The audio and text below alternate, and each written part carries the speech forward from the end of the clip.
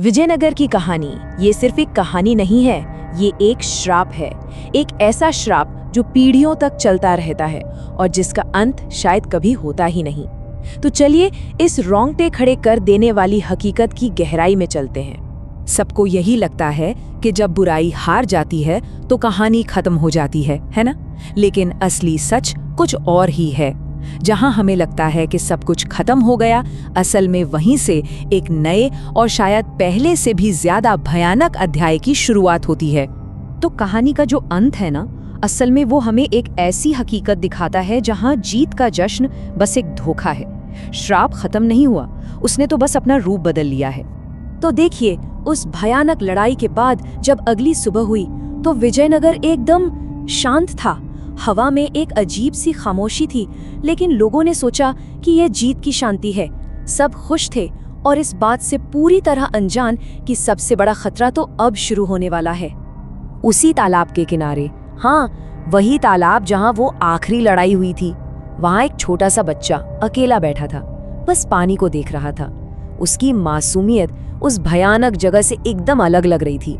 और फिर अचानक कुछ ऐसा हुआ जिसने सब कुछ बदल दिया। उस बच्चे की आंखें एकदम अंगारे की तरह लाल हो गईं और उसके चेहरे पर एक मुस्कान आई। वो किसी बच्चे की मुस्कान नहीं थी, ये वही शैतानी मुस्कान थी। बेताल खत्म नहीं हुआ था। तो सवाल ये उठता है कि ये हुआ कैसे? बेताल तो हार गया था, है ना? फिर वो एक बच्चे के रूप में वापस कैसे आ गया?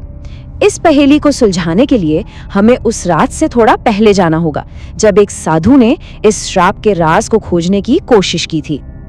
अब ये समझने के लिए हमें कहानी में थोड़ा पीछे जाना होगा, उस पुराने भूताहर राजमहल में जहां से इस पूरे श्राप की शुरुआत हुई थी। एक साधु उस श्राप की जड़ तक पहुंचने के लिए उस डरावनी जगह पर पहुंचा था। सोचिए जरा, वो महल कैसा रहा होगा। टूटी फूटी दीवारें, छत से पानी टपक रहा है, टप टप, और साधु के हाथ में जो मशाल है उसकी रोशनी से दीवारों पर अजीबोगरीब परछाइयां बन रही हैं। छत पर लटके चमगादड़ उसे ऐसे घूर रहे थे मानो कह रहे हो, तुम यहाँ क्या करने आए हो?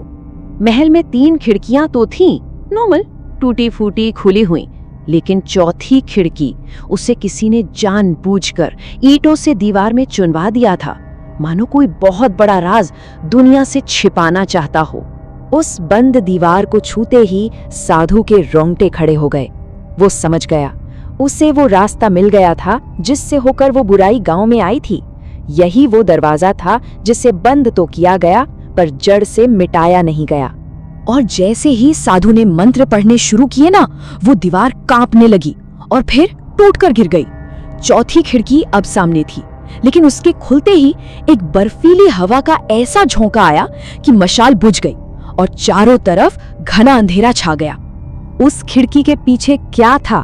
एक गुप्त कमरा जो सालों से बंद था, और उसी कमरे में दफन थे विजयनगर के सबसे खौफनाक राज। कमरे के ठीक बीचों बीच एक मेज पर रखी थी धूल से ढकी एक पुरानी किताब। ये कोई ऐसी वैसी किताब नहीं थी, ये थी बेताल की किताब, और इसमें वो सच लिखा था जो विजयनगर की कहानी को हमेशा के लिए बदलने वाला था। तो किताब ने जो बताया वो हैरान करने वाला था। गांव वाले जिसे कोई भूत प्रेत या भटकती आत्मा समझ रहे थे, वो असल में कुछ और ही था। देखिए, बेताल कोई आत्मा नहीं बल्कि एक श्राप है। एक ऐसा श्राप जो हर 50 साल में एक नया इंसानी शरीर चुनता है। साधु अभी ये पढ़ ही रहा था कि तभी किताब के पन्ने अपने आप पलटने लगे और वो एक खास पन्ने पर आके रुके जहां एक तस्वीर बनी थी। उस तस्वीर को देखते ही साधु की चीख निकल गई। वो तस्वीर किसी और की नहीं बल्कि गांव की ही एक आदमी धामा की थी। और तस्वीर के ठीक नीचे क्या लिखा था जानते हैं? अगला बेताल धामा। मतलब वो शैतान कहीं बाहर से नहीं आया था, वो तो उन्हीं के बीच रह रहा था। तभी पीछे से एक सर्द सी आवाज आई। साधु ने पलट कर देखा तो दरवाजे पर धामा खड़ा था, लेकिन उसके पैर जमीन पर नहीं थे, और उसने मुस्कुराते हुए कहा, सही पढ़ा तुमने, मैं हमेशा से बेताल था। अब जब राज खुल चुका था तो टकराव तो होना ही था। अच्छाई और बुराई की वो आखिरी लड़ाई विजयनगर के उसी तालाब पर लड़ी गई जहां से ये सब शुरू हुआ था। तो उस रात हुआ ये कि धामा अपने असली राक्षसी रूप में पानी से बाहर निकला। साधु ने जैसे ही मंत्र पढ़ने शुरू किए, पानी से दर्जनों काले हाथ निकले और उसे पकड़ने लगे। साधु जमीन पर गिर गया, लेकिन उसने अपनी आखिरी शक्ति से राख का एक घेरा बनाया और एक आखिरी सबसे शक्तिशाली मंत्र पढ़ा, और फिर एक तेज रोशनी हुई और धामा यानी बेताल चीखते हुए वापस पानी में खिंच गया। जाते जाते उसने कहा, मैं वापस आऊंगा। धामा के पानी में गायब होते ही सब कुछ शांत हो गया।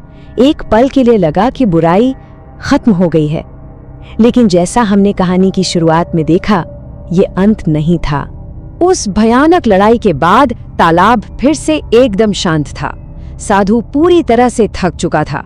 उसने बस आसमान की तरफ देखा और एक राहत की सांस ली। उसे लगा कि उसने गांव को बचा लिया है।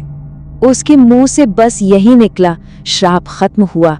उसे लगा कि उसने बेताल को हमेशा के लिए मिटा दिया है, लेकिन वो बेताल की किताब का सबसे जरूरी नियम भूल गया था। और वो नियम ये था कि बेताल को मारा नहीं जा सकता, उसे सिर्फ एक शरीर छोड़कर दूसरे में जाने पर मजबूर किया जा सकता है। तो साधु की लड़ाई ने धामा के शरीर को तो खत्म कर दिया, लेकिन श्राप को नहीं। और उस श्राप ने फौरन अपना नया घर ढूंढ लिया, एक मासूम बच्चे का शरीर। तो आखिर में सवाल यही बचता है, साधु की इस लड़ाई से क्या हुआ? श्राप तो खत्म नहीं हुआ, उसने तो बस घड़ी को 50 साल पीछे कर दिया। तो क्या ये सच में एक जीत थी, या फिर एक और भी ज्यादा भयानक कहानी की बस शुरुआत?